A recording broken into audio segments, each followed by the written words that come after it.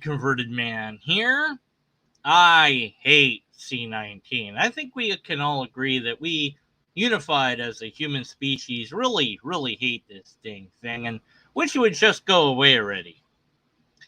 And of course, like all things that we wish would go away that are interrupting our lives and messing with us all, we have absolutely no idea what to do about it. We're going completely nuts. I say we, broadly speaking, because some of us are and some of us aren't. But I wanted to attempt logic. Can we even use logic on this? I don't know. Let's try. So I'm going to discuss an overview, brief as it might be, of the question: should we force or not force the vaccine on the human population? So we have sweeping new vaccine mandates for 100 million Americans. And this article goes on to talk about what's going on. And it might be a bit biased. It might be a little bit leaning this way or that. And essentially, it's just, here's what's going on. Okay, all right. Not much to see. I'm not going to read these articles, by the way. I'm just using them as an example, okay? So, this one's asking the question: are the mandates human rights violations? From heroes to zeros. Freedom, not force. Freedom, not force. No vax mandate. Okay. But experts say probably not. Everyone has a fundamental right to be protected from the spread of disease. No, whenever anything says experts, I have to ask the question: what experts? Who's saying this? Can we get some names? Can we get any citation? This is just an appeal to, well, expert. It's not an argument. Tensions have increased recently as more mandates are implemented. These measures are often a response to flatlining vaccination rates and might see an uptick now that full regulatory approval of whatever the heck vaccine has been given in the U.S. Even Napoleon couldn't force everyone to get vaccinated. And it goes on from there. Okay. And last but not least, let's share one more thing. Here's a fact, supposedly fact checking and saying what's going on where. Australia's decided in late June to make the vaccines mandatory for high-risk aged care workers and employees in quarantine hotels. Britain will be mandatory for care workers in England to have the vaccination in October. France, all health workers must get it. Greece, it's mandatory for nursing home staff, and so on and so forth. Okay, so whether or not it's a good idea, whether or not we should be doing it, it appears that it is being done. And the question of bodily autonomy and choice and all this is being raised by many, and people don't like being told what to do. Now, if from the beginning we had mandated vaccines, we would be used to this and it wouldn't be an issue.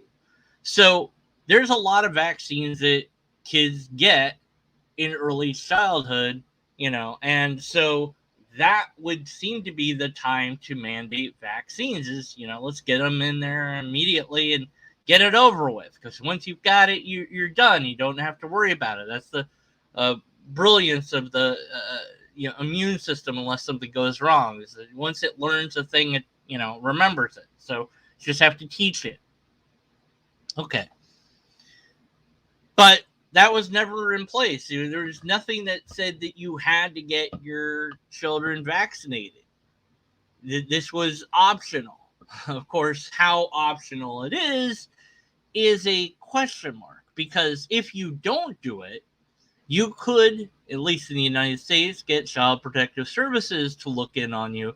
And they are, well, whether they're what they do is actually really legal Whether or not they're abusing their power is a whole nother can of worms. But nonetheless, dealing with them is not a fun time.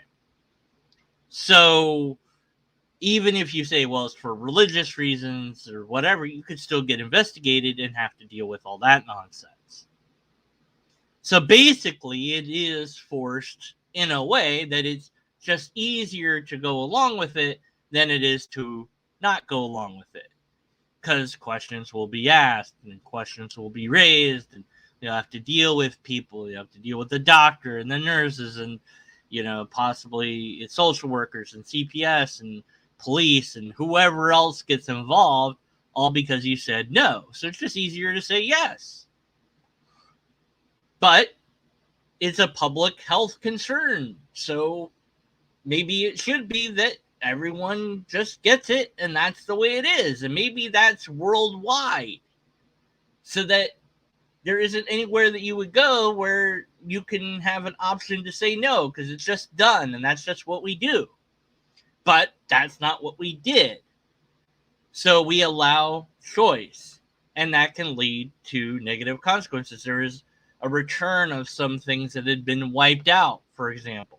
And then, of course, there's an anti-vax community of people out there that are doing pseudoscience to say that vaccines are dangerous or untrustworthy or what have you, and they just don't understand how they work. But with C19 vaccination, the thing's been, studied for a year. It was rather quick, and all the research isn't in because it takes time. So there's legitimate concern. Even Michael Schimmer, I think I said his name right, but the Skeptic magazine guy, even he hadn't vaccinated his kid. Now he has reasons for not doing that.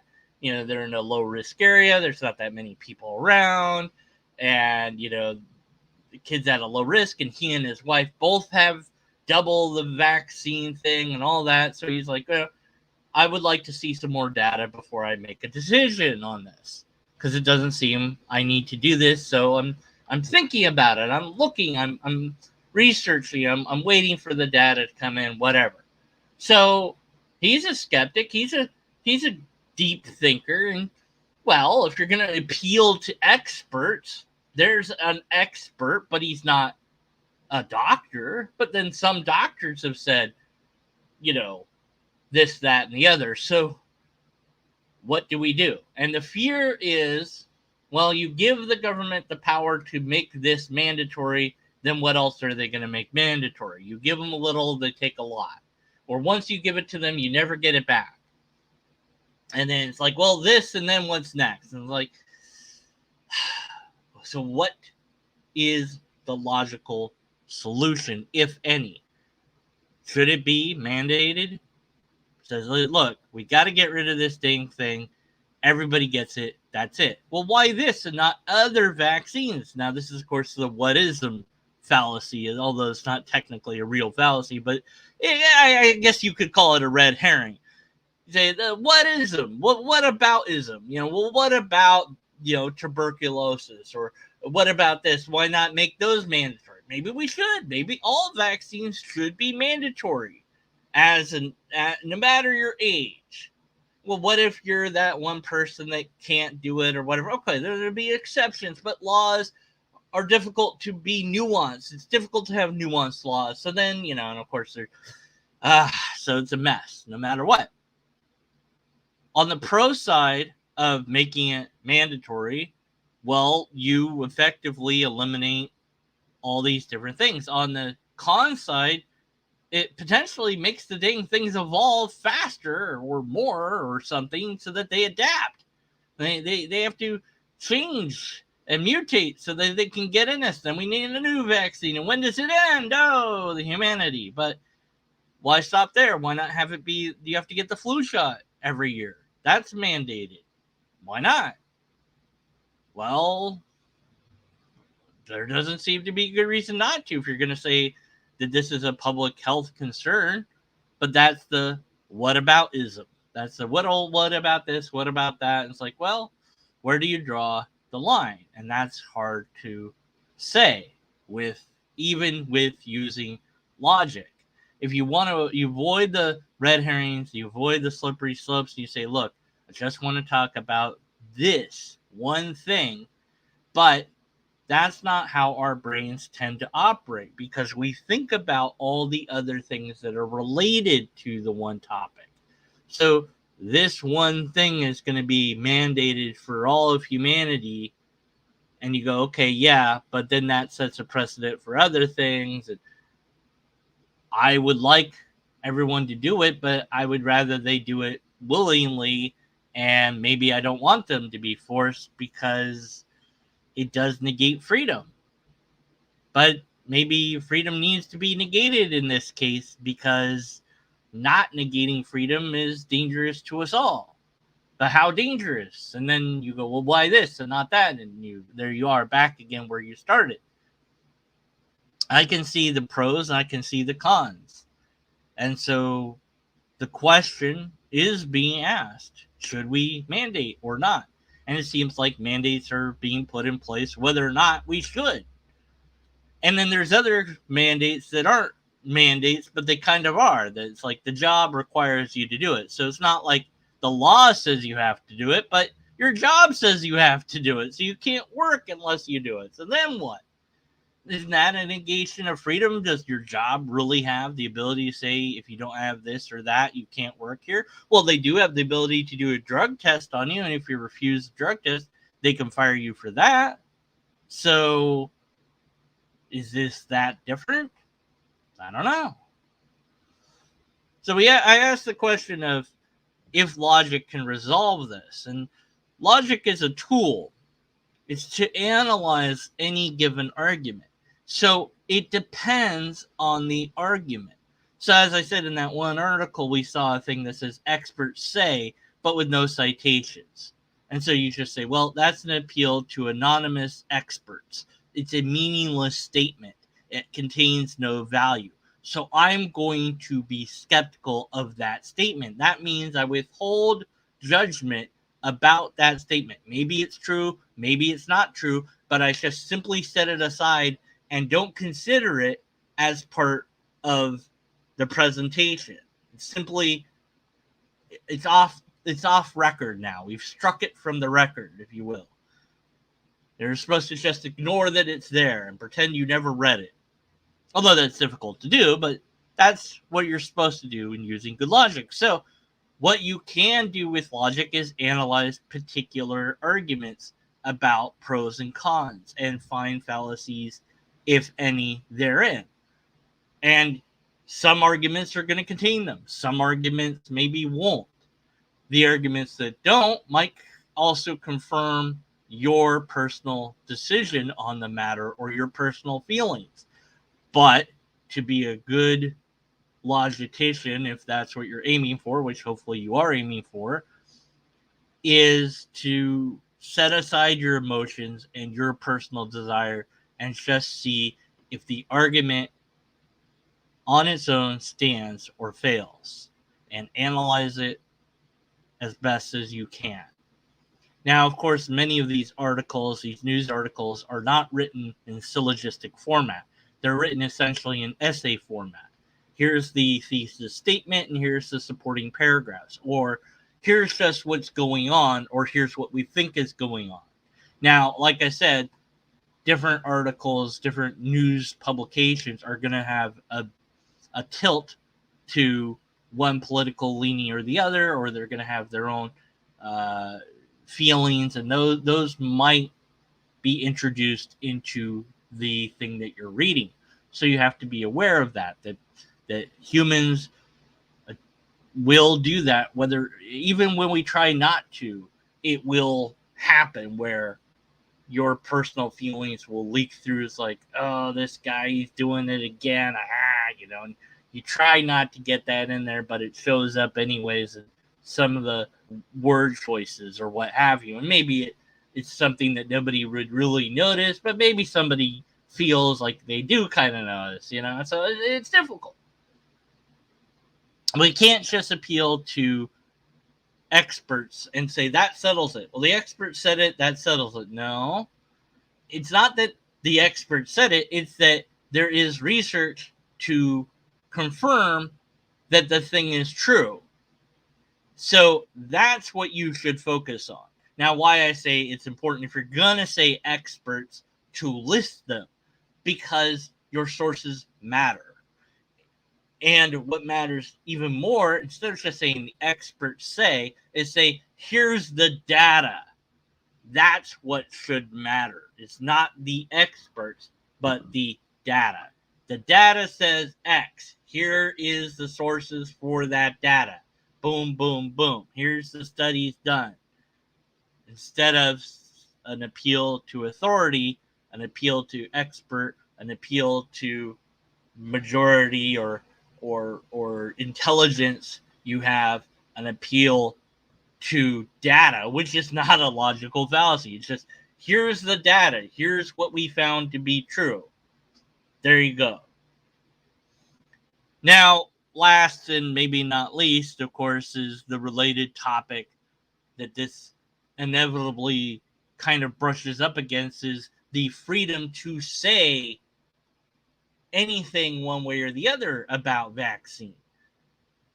You know, there are those that have pseudoscience about vaccination out there. There are those that are just against it, pure and simple. They know you shouldn't do it, you know, and because they told you to do it, then you don't do it just because you've been told to do it. That on that principle alone, the person's not going to do it. It's like, well, if they tell you not to do it, will you then do it? You know, if they said it's the law to not get vaccinated, would you go get vaccinated? I don't know. see what happens there. You know, maybe reverse psychology would work. Who knows? Of course, I think it would reveal that they, you know, just, you know, that the thing is, well, I don't know what it would reveal. Maybe it's worth a try. Say, okay, fine, we'll reverse the law. We'll make it that it's illegal to get it, and see if all of you comply now and don't get it, and, you know, what that would look like. Although I don't know that experiment is a good idea. But the ability to say ideas, whether the idea is a good idea, a bad idea, a true idea, a false idea, I think that is necessary to have. I think that it is incorrect to censor videos, posts, blogs, forums, whatever, that say that, you know, even if they make up stuff, say, you know, look, you know, this is all, you know, the vaccine will turn you into an alien.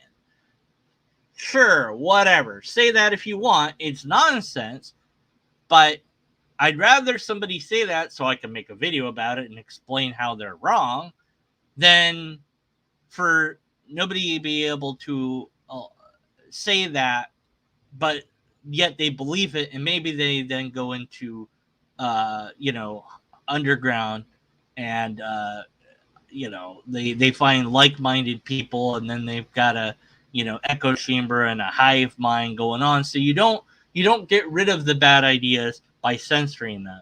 You get rid of them by fighting that fight. And I think that maybe a lot of people have lost faith in the debate process. Maybe some people think that sometimes debate is pointless, and that sometimes, well, what if the other side wins? Oh no, what if the wrong side wins and we shouldn't debate this at all? It's like, no, you should debate it, and you must debate it, and we must be able to do that. So what can you do? Well, all you as an individual can do at the end of the day is apply logic and reason to any given argument. You're not going to have all the time in the world to look into every single thing. So that's where you're going to have to then rely upon somebody that might know a bit more. And that's maybe where the expert comes in. But then that expert has to be somebody who is using data. So check on the data, see if it's there, and then go with that. But maybe you don't understand the data, so What do? Talk to a doctor, perhaps. Perhaps talk to several doctors. They know a little bit more than you, but then again, you're at some point having to trust somebody with it, or trust yourself to make that choice. But right now, well, we have a choice, but that choice is diminishing. So what do? Well, you can fight it if you believe that you should. Then there's ways to affect the system, but there's ways that will actually work, and then there's ways that will not work. Now, protests, I think, have not been very effective. They last for a few days, and then that's it. News moves on. Those protesters go home, and whatever happens, happens. And maybe the thing, maybe there's something done, maybe not. And I think that if you're going to go with the protest methodology to mimic Martin Luther King Jr.'s strategy, have an effective leader with a strong message and a coherent tactic to go along with it. If not, I don't think it's going to make a lasting impact. Writing campaigns, if you have the money, you can maybe get a buy a candidate, if you will. Or run yourself. I mean, there's ways, but I think staying within the legal system, of course, is desirable. All right, so that's my thoughts on this. I don't have an answer for you. I don't have an answer on this because I don't have all the best I could do would be to look at particular arguments and say whether or not that argument is valid or sound. A meta analysis of several arguments would be something I would love to do. Get, several arguments pro and con, and see what side has more valid arguments than the other. That might yield some interesting information and data that we could then explore further. So, what do you think? Let me know in the comments. Maybe you'll make a video about this and share your thoughts. And if you do, let me know through email, since YouTube sometimes randomly deletes links to videos. Sometimes it doesn't. So email me your YouTube link and I'll put it in the description.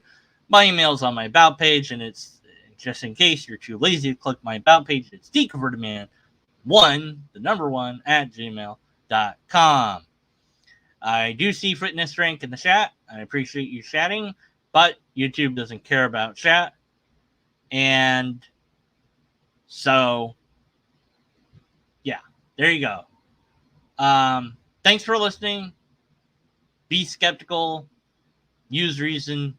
Use logic. And let me know your feelings. And, well, set aside your feelings. Let me know your argument. There you go. That's what I should say. Let me know your thoughts.